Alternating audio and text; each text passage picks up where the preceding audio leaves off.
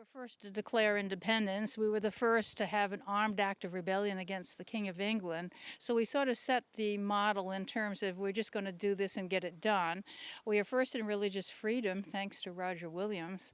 Remember, Brown University was the first university, or first college at that time, to allow students of all religions to attend. We are just very fortunate to live here. We are often dwarfed by Massachusetts, and we should not be.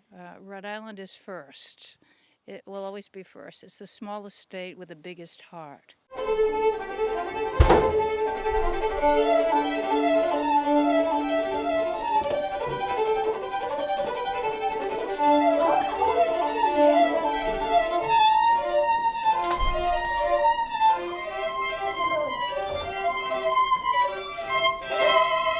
What I'm doing is I'm traveling all over the country to convince people to answer this question: what is American culture? Now, before I get started, do you have any answers already? What do you think American culture is? Yes, sir. People and junk food? Pioneers. Pioneers? Okay, these are good terms. Keep them coming. Yes, what do you think? Anything you say is fine. Junk food and movies and fat people, obesity. May I please have four all the way? Okay, the way. four all the way. So what did I just order? Through the years, hot wieners are known for mustard, meat sauce, onion, and celery salt. That's all the way. Don't ever order ketchup, but we'll let you eliminate the onion. I'm fourth generation owner. We opened here in 1946. And I think a common story to a lot of businesses in this country are the immigrants from Europe, like my family, came here through Ellis Island, settled in Brooklyn, the 1930s and before. But my particular family came here in the 30s and then moved to Providence soon after. And I think that's a common story to a lot of families, but I see less and less family businesses still open after all this time. So we've been making hot wieners like this, the Rhode Island way, since 1946. Wait a second to see if the hammering stops. It might not.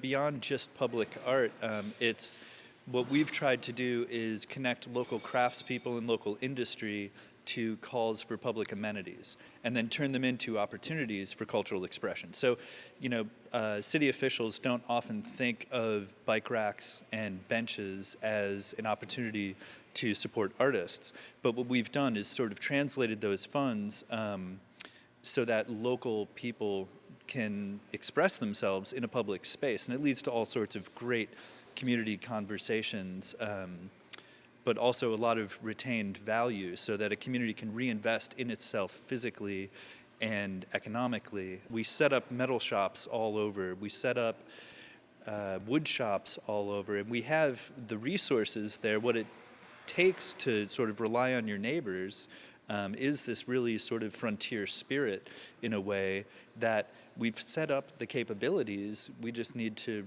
recognize that we can rely on each other's skills.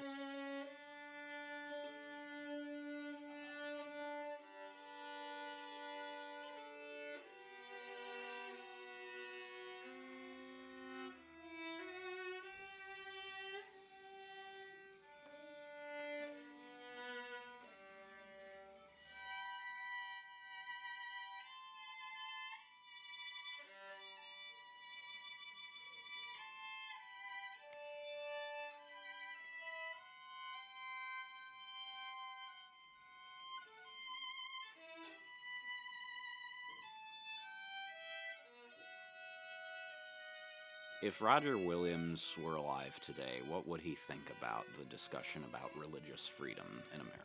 Religious freedom was essential to Roger Williams. As a matter of fact, the term that he used was liberty of conscience.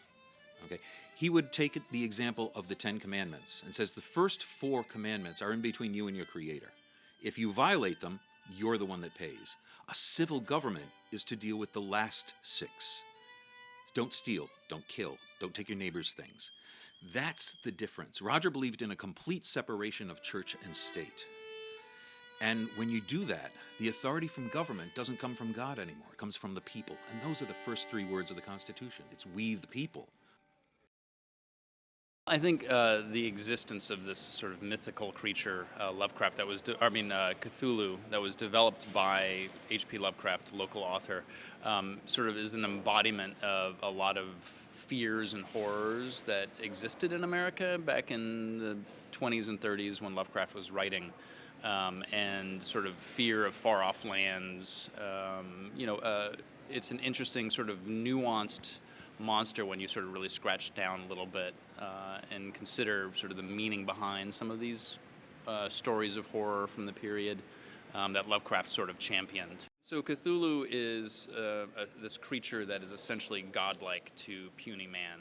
In fact, he's actually an alien being that is just so powerful that we look at him as if he was a god. And essentially all he really wants is just another house, essentially. And so he really just wants to take over the earth and maybe throw a few tidbits to his puny human worshippers, and at some point eventually devour them all anyway. But Sounds like a metaphor for American culture. it certainly could be, at least certain aspects, and that's the beauty, I think, of America, is that there is so much room for all of those kind of aspects, good and bad. And we can certainly hope that we're going in the good direction, but we can't ignore the fact that there is this very dark, malevolent side as well. Cthulhu for President 2016. Excuse me, sir. I'm not from around here, but people. Oh, hello? Hi, yes. How may I help you?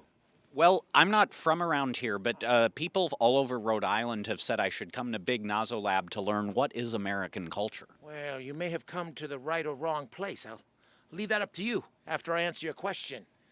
It's pretty obvious that American culture does have a weird aspect to it.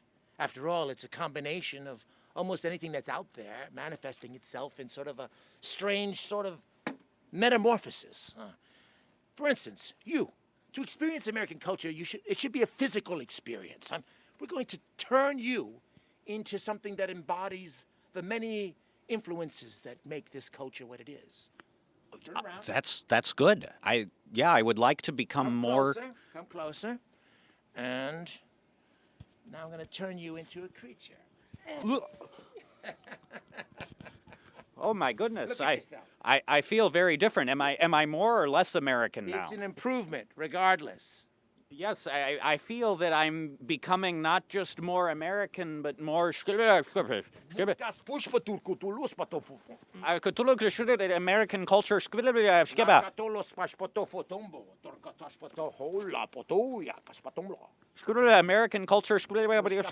American culture. Donald Trump. Cthulhu Donald Trump.